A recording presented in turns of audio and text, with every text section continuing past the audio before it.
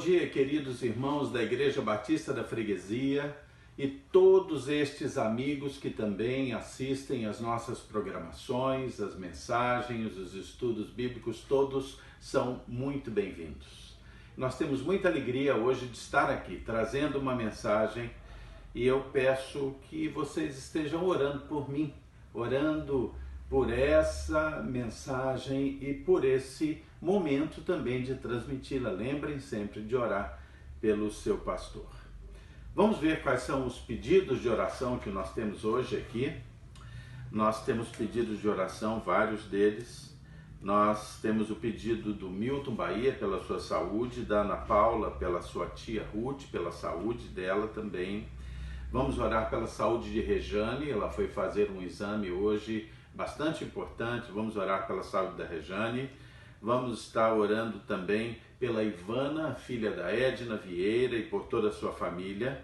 Vamos estar orando também pelos aniversariantes, pelo Silvio, pela Rogéria, pela Beth Lepletier, pela Rosa Gorni, por todos esses irmãos queridos que estão fazendo aniversário durante esta semana. E vamos orar, logicamente, pelos profissionais de saúde, vamos orar pelas famílias, vamos orar pelos mais vulneráveis, pelos missionários, pastores e autoridades. Mas hoje nós temos um motivo de oração muito especial, que é orar pelos pais. Hoje nós estamos comemorando no Brasil o Dia dos Pais, segundo domingo de agosto.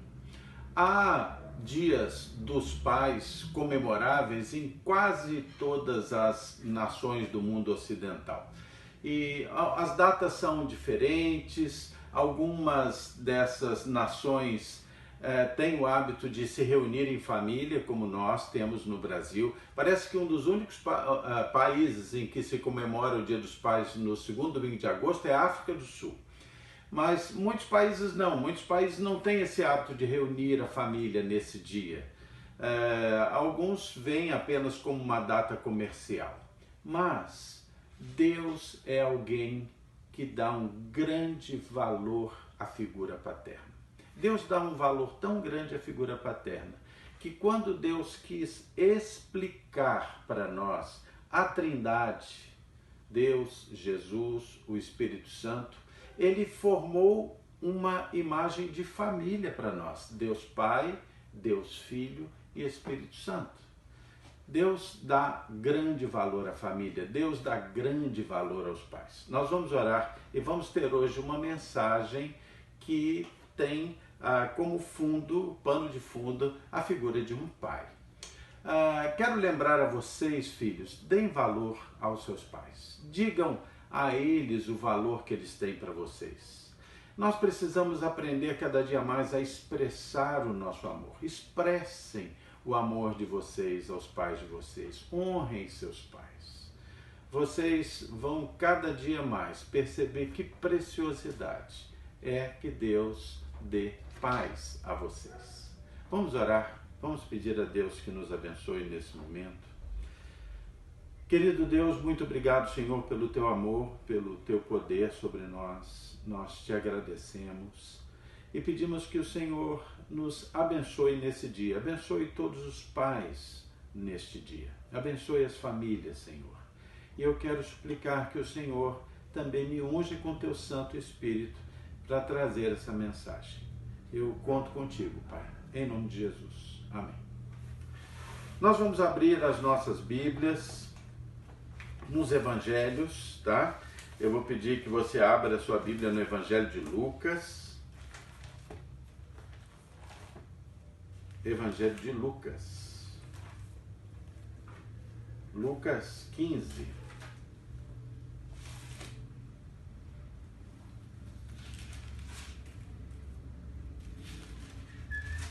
Lucas 15, ok? Daqui a pouquinho nós vamos ler um trecho aqui no Evangelho de Lucas. O Senhor dá uma grande importância à família. O Senhor começou a história da humanidade com uma família. Um homem, uma mulher, seus filhos, e assim começou a história dos seres humanos. Não havia pecado ainda, O pecado veio depois dessa criação. E Jesus sempre honrou as famílias por onde ele andou. E é interessante observar que Jesus proferiu muitas parábolas, e uma das mais lindas parábolas que Jesus proferiu, ela tratou de uma questão familiar, uma questão ligada à paternidade. Jesus caminhava naquelas regiões todas da Palestina, Jerusalém, ali, a Galileia, e ele era alguém que tinha sempre uma multidão andando com ele, seus discípulos também estavam sempre perto, às vezes apertando ali Jesus, e era gente de todo jeito, né? Eram homens, eram mulheres, eram pobres, eram ricos, eram religiosos, eram pescadores, eram lavradores. E cada um desses personagens das histórias de Jesus, personagens dos milagres de Jesus, cada um deles compunha parte de uma família, era parte de uma família. A palavra de Jesus era diferente. A palavra de Jesus não era como as palavras das outras pessoas. Havia muitos oradores naquele tempo. Havia muitos que arrastavam pessoas atrás deles, e a Bíblia vai falar de vários desses oradores. Em alguns eles serão titulados como falsos mestres, mas havia muitos que traziam palavras, e certamente palavras muito interessantes. Mas Jesus era diferente. João 6,8 mostra um momento em que Jesus desafia os seus discípulos e diz: olha, se vocês quiserem ir, vão em frente, sigam o caminho de vocês. E aí um dos discípulos diz: Senhor, para quem iremos nós? Tu tens as palavras da vida eterna. Querido, só Jesus Cristo tem as palavras da vida eterna. Ele é o caminho, a verdade e a vida para a vida eterna. Só Ele, só Ele. E nós vamos ver hoje uma dessas parábolas tão maravilhosas de Jesus, e vamos pensar juntos um pouquinho nela, nesse dia em que nós lembramos a preciosidade da figura paterna, a importância da figura paterna. E essa parábola vai nos lembrar isso muito bem. Abra sua Bíblia então em Lucas 15, a partir do versículo 11 até o versículo 32. A parábola do filho pródigo. O texto diz: continuou Jesus. Certo homem tinha 2 filhos. O mais moço deles disse ao pai: Pai, dá-me a parte dos bens que me cabe. E ele lhes repartiu os bens. Passados não muitos dias, o filho mais moço, ajuntando tudo que era seu, partiu para uma terra distante e lá gastou todos os seus bens, vivendo de forma completamente desregrada.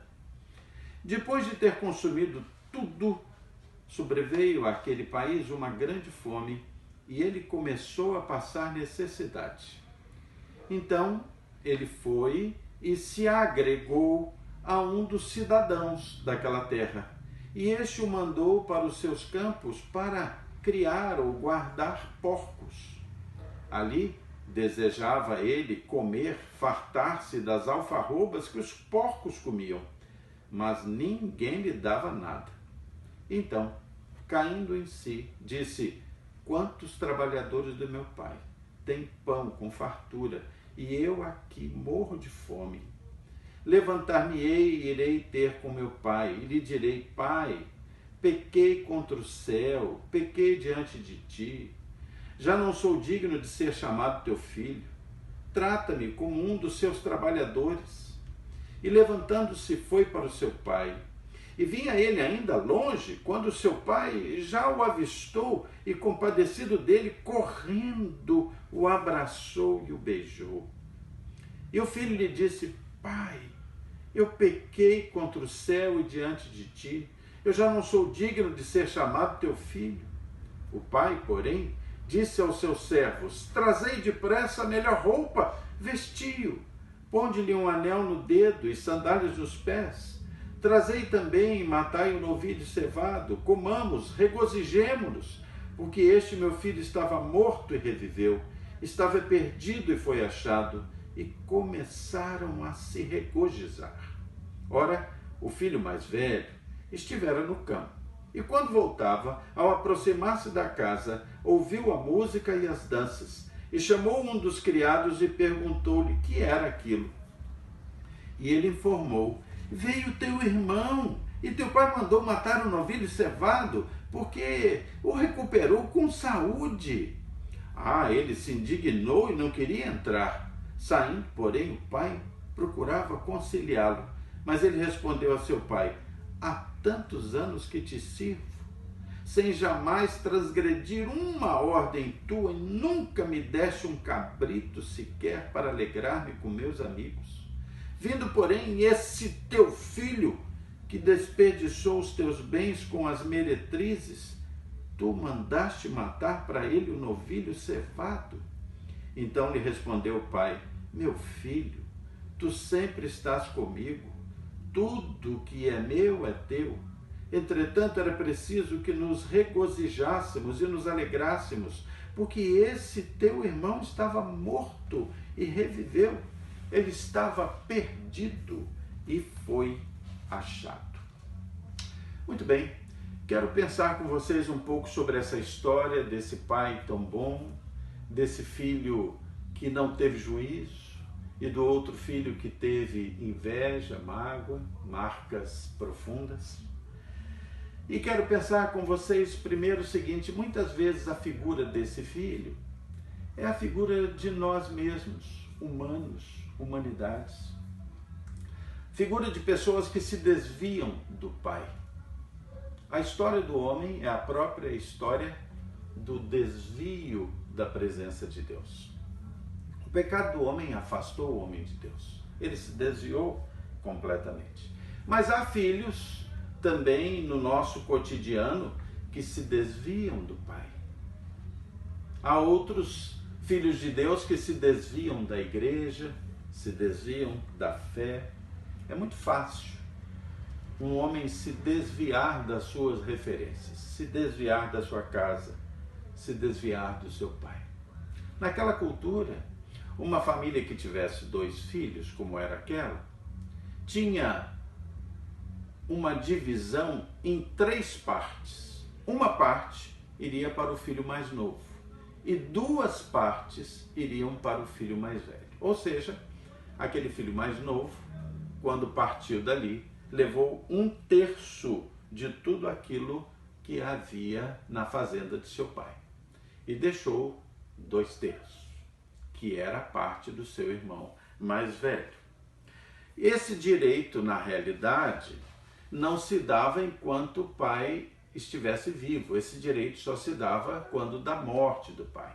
No entanto, aquele pai foi generoso, foi bondoso, foi paciente e permitiu que o filho antecipasse a sua parte. O filho não se importou de forma nenhuma com a falta que a sua parte faria na fazenda de seu pai. Ele nem se preocupou com o impacto que aquilo poderia trazer. Ele queria ir para longe. Aquele filho rebelde queria ir para longe do pai. Queridos, uma das piores coisas que filhos podem fazer é serem rebeldes com seus pais e resolverem ir para longe dos conselhos do seu pai, da presença do seu pai, do amor de seu pai. Há pais que são tão amorosos, né? São tão amorosos. Meu pai era um homem muito amoroso. Os conselhos do meu pai foram muito preciosos para mim. Durante toda a minha vida ainda são preciosos para mim os conselhos do meu pai. Agora, esse conceito de ir para longe do pai no campo espiritual, ele está muito focado na questão do pecado. Quando nós pecamos, quando nós temos uma vida, como disse o texto, dissoluta ou desregrada, nós estamos vivendo distante do nosso Pai espiritual.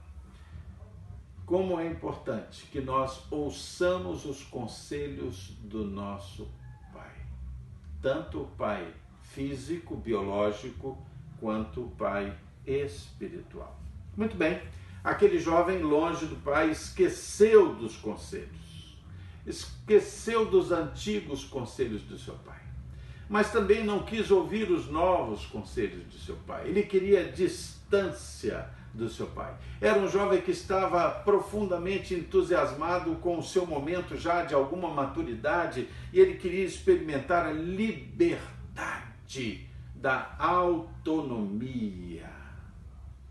Enquanto ele podia oferecer algo àquele jovem no lugar em que ele foi, a Bíblia diz que ele levou muitos bens e lá para as terras onde ele foi, ele gastou todo o seu dinheiro. E quando a gente gasta muito dinheiro, paga tudo para todos, é muito fácil que nós tenhamos amigos. Mas o texto diz que quando o dinheiro foi acabando, interessante, os amigos foram também se distanciando.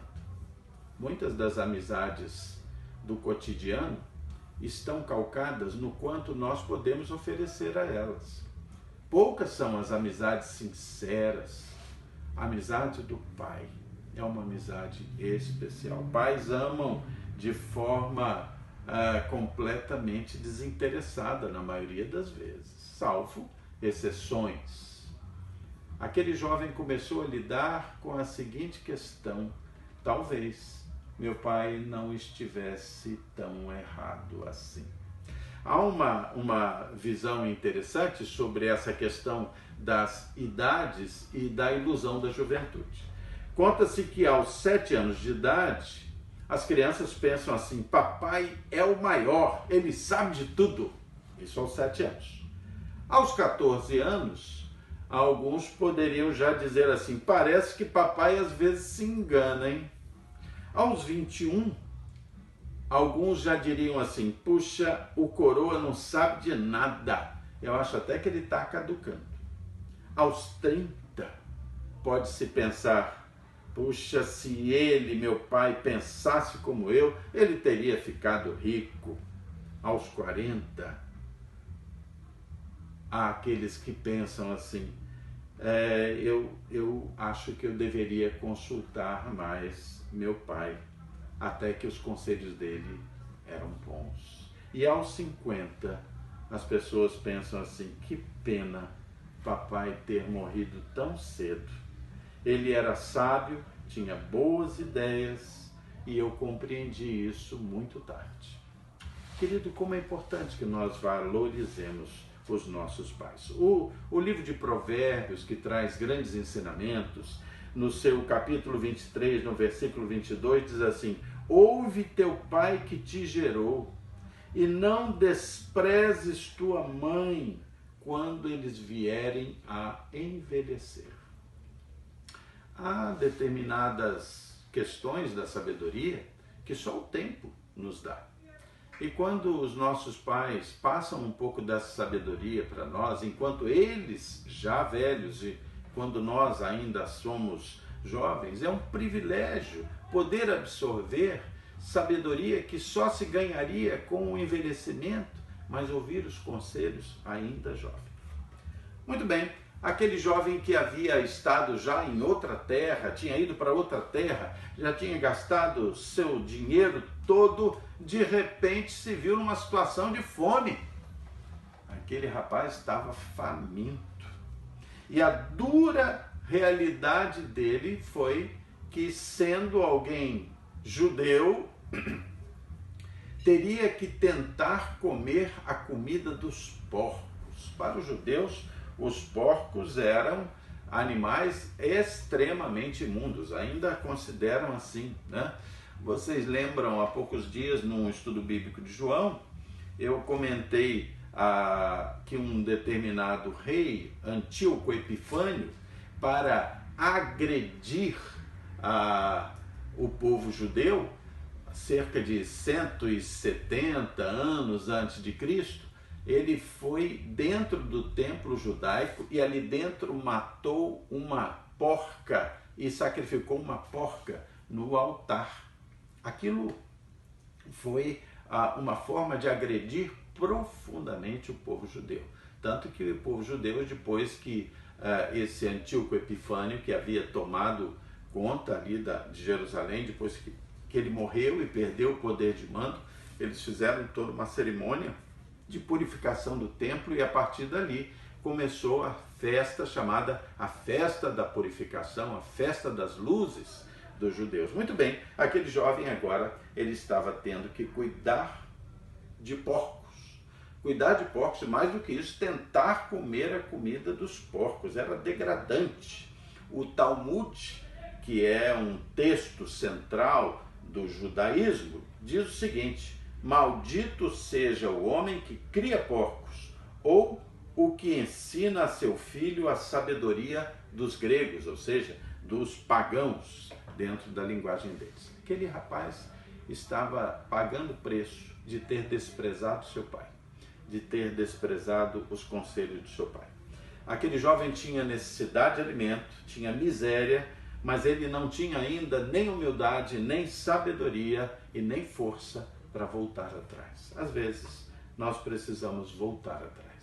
Às vezes, nós precisamos repensar as nossas posições, a nossa vida e ter a humildade de voltar atrás.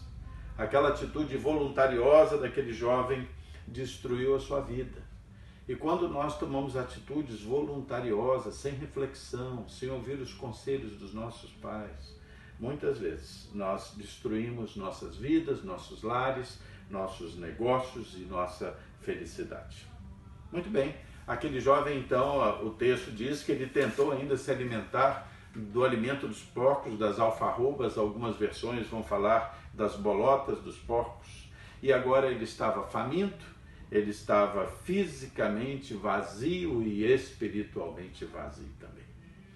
E essa fome que ele sentiu, esse sentimento de desamparo, a gente precisa pensar se isso foi uma maldição ou se foi uma bênção de Deus na vida dele. Porque foi aquela fome, foi aquele desamparo, foi aquele fundo do poço que fez com que esse jovem repensasse a sua vida. Queridos, às vezes Deus nos permite passar por algumas situações que na realidade podem se apresentar a nós como uma tragédia, mas são as maiores bênçãos da vida quando elas nos fazem voltar atrás e voltar para os braços do Pai. O versículo 17 diz assim: então, caindo em si, ele disse: quantos trabalhadores de meu pai têm pão com fartura e eu aqui morro de fome. Ele caiu em si porque o Espírito Santo de Deus falou na mente dele, falou na mente e no coração. Eu quero convidar você para deixar marcadinha aí a sua Bíblia e venha comigo até Romanos 8. Venha comigo a Romanos 8. Eu quero ler um texto bastante interessante aqui, compartilhar com vocês, Romanos 8. Nós vamos ler os versículos 26 e 27 e depois o versículo 16. Romanos 8, versículos 26 e 27. E diz assim: também o Espírito, semelhantemente, nos assiste na nossa fraqueza. Querido, quando você estiver fraco, quando você estiver por baixo, quando você estiver a ponto de comer a comida dos porcos, ainda assim, o Espírito Santo de Deus vai te assistir na sua fraqueza. Porque não sabemos orar como convém, mas o mesmo Espírito intercede por nós sobremaneira, com gemidos inexprimíveis. Às vezes a gente não tem nem como se expressar para Deus, a gente está tão por baixo que não tem nem como se expressar, desorientado, sem rumo. Mas aí o texto diz que o Espírito Santo intercede por você, com gemidos inexprimíveis. Versículo 27, e aquele que sonda os corações. Talvez você não saiba como se expressar, você não saiba nem o que dizer, você não saiba nem que rumo tomar. Mas aí quando você não consegue externar, o Espírito Santo de Deus vai lá e sonda o seu coração.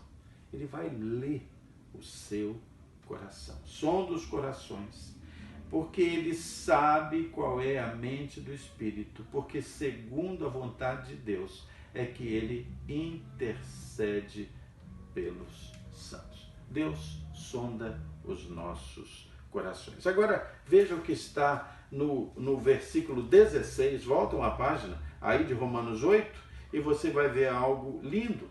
Quando esse Espírito de Deus sonda o seu coração, olha o versículo 16, diz assim: o próprio Espírito testifica com o nosso Espírito que somos filhos de Deus. O Espírito Santo nos relembra que nós somos filhos de Deus, nós temos Pai, nós temos Pai. Nós temos o Pai do céu e temos o Pai da terra. Esses que ainda têm o privilégio de tê-lo, né? Imagine que luta interior aquele menino teve, aquele rapaz teve. Voltar atrás, depois de ter tido tanta autonomia. Eu sou dono do meu nariz, ele pensou. O nariz dele estava no lugar errado. Admitir que errou, admitir que precisava do seu pai. Dar o braço a torcer. Dar o braço a torcer. Dar o braço a torcer às vezes é muito difícil, muito difícil. Essa questão de se analisar, eu sempre lembro de uma história que o meu sogro contava, a mulher do piolho, ele dizia. Ele dizia que havia uma mulher que era muito teimosa. Ele contava essa história, né? E aí, alguém da família dela dizia: a senhora está com piolho. Ela dizia assim: não. Ou melhor, dizia: a senhora não está com piolho. Mas ela dizia: eu tenho muita coceira na cabeça, eu tenho piolho. Mas a senhora não tem piolho, já catei o piolho, não tem piolho. Mas ela dizia: não, eu tenho piolho. E aquilo ficou, aquele dilema naquela família, durante muitos anos, aquela mulher cismada que tinha piolho e ela teimava, as pessoas medicavam, cuidavam, mas ela perturbava toda a família. E conta essa história, que quando a família não aguentava mais a teimosia daquela mulher, ela não queria voltar atrás de jeito nenhum, que alguém pegou ela e jogou dentro de um poço, para ela tomar um banho de imersão ali. E disse que a mulher foi afundando, eu tenho piolho, mas a água subiu, cobriu, e ela botou as mãos para fora e fez assim, ó. Aquele gesto de matar piolho, como quem diz assim: eu não posso falar mais, mas eu continuo teimando, eu tenho piolho. A gente que é assim, muito teimosa. Aquele rapaz teimou tudo quanto pôde. Muitas vezes nós teimamos em admitir a necessidade que temos de Deus, a necessidade que temos de Cristo, que precisamos voltar atrás, a necessidade que temos de família. Quantas pessoas ficam completamente alienadas das suas famílias?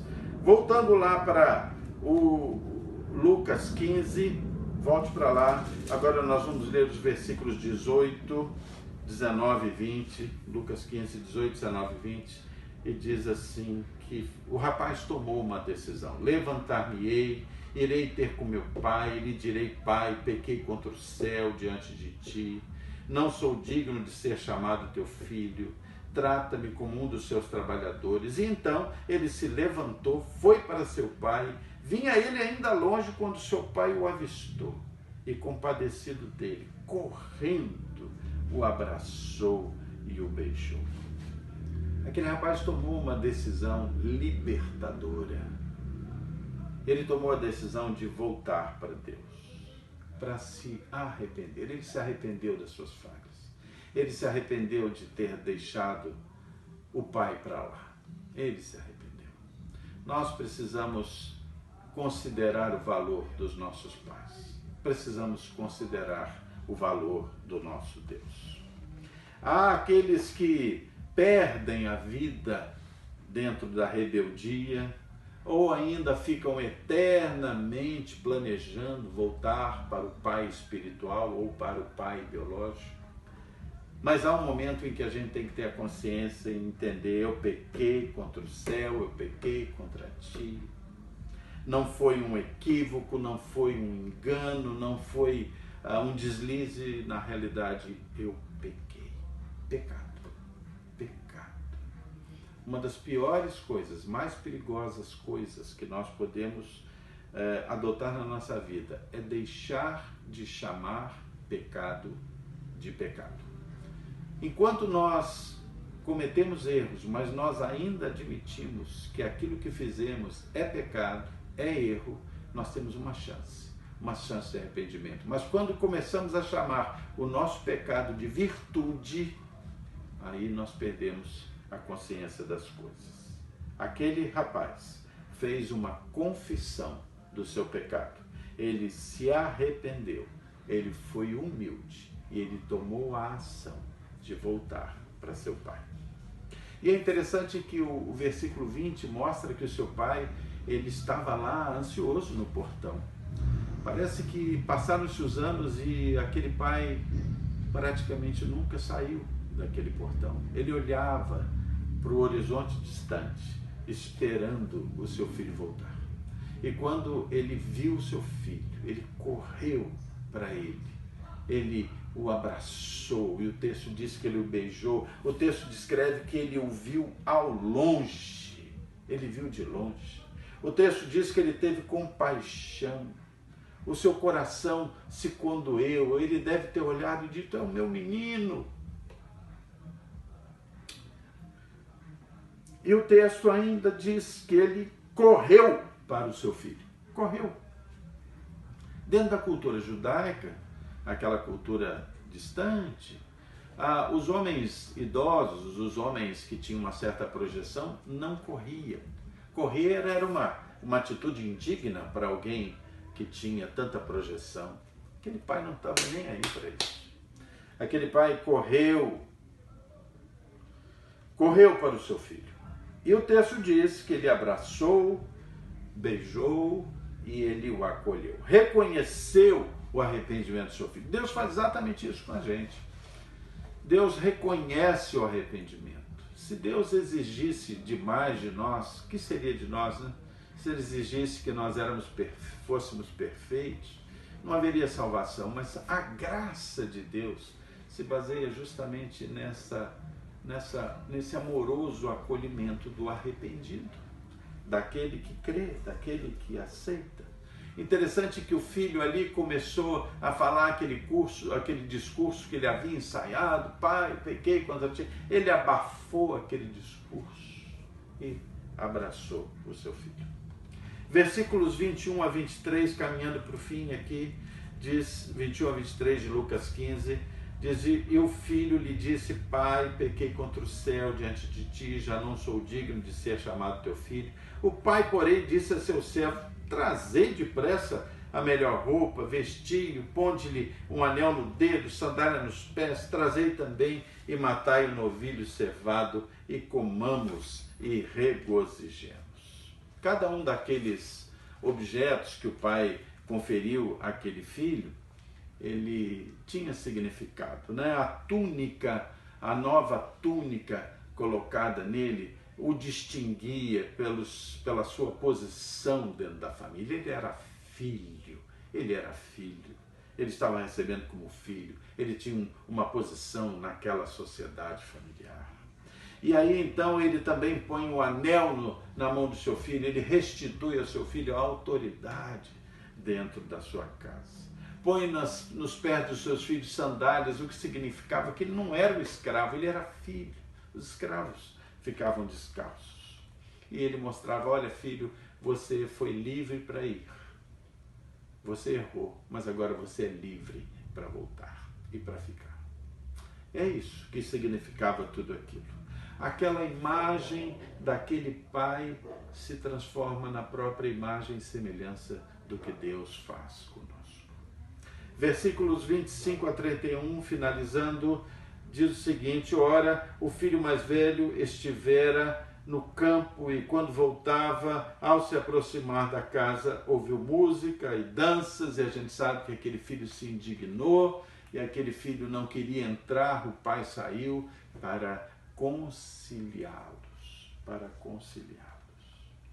Interessante pensar isso, que enquanto o irmão mais velho foi para o campo invejoso, irreconciliável, murmurador, sem misericórdia, o nosso Jesus, o nosso irmão Jesus, aquele irmão que, como diz Romanos, vai à nossa frente, agiu de maneira completamente diferente. Nosso irmão veio nos buscar no portão. Mais do que isso, ele é a porta. Ele se condoeu da nossa fome, ele se condoeu da nossa miséria, se condoeu da nossa perdição e nos deu vida. E a Bíblia ainda diz que ele nos deu vida com fartura, em abundância. Que diferença a figura do irmão Jesus, do irmão Jesus. Jesus nos percebeu quase mortos, nos percebeu em rebeldia contra o Pai e com uma dívida impossível de pagar. Então, o nosso irmão Jesus ainda pagou a dívida para que nós pudéssemos voltar para casa. João 14,6 vai nos mostrar Jesus dizendo: olha, eu sou o caminho, a verdade e a vida, e ninguém vai ao Pai senão por mim. Essa história tão linda mostra algo muito importante. Nos avisa e lembra de algo muito importante, que a obra de Cristo está feita na cruz. O perdão e a recepção para o retorno ao Pai está garantida. A dívida está paga, o caminho está aberto, o portão está aberto para voltar. E o Pai olha distante no horizonte, procurando os filhos que se arrependem e voltam. Como é importante que nós demos valor ao nosso Pai do céu. Como é importante que nós demos valor ao nosso Pai da terra. Basta levantar e ir, se arrepender e lembrar de honrar o Pai do céu e o Papai da terra. Muito obrigado, Pai. Muito obrigado. Pai do céu e Pai da terra. Vamos orar, vamos agradecer a Deus pelos pais que temos, que tivemos, pelo Pai do céu que também nos honra com a sua graça, com o seu amor, com o seu perdão. Vamos orar.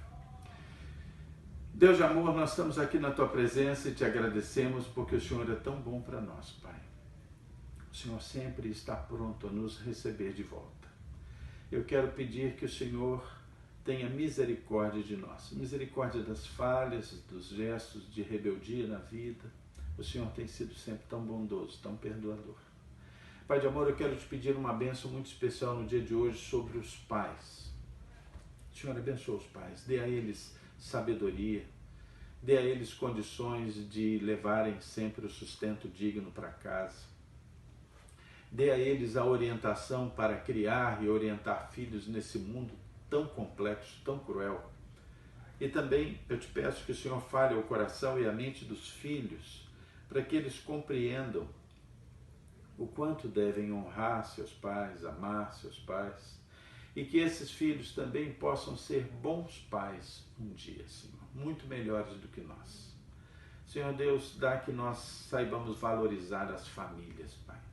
Valorizar os casamentos, valorizar as relações dentro de família. Perdoa as nossas faltas, as nossas falhas.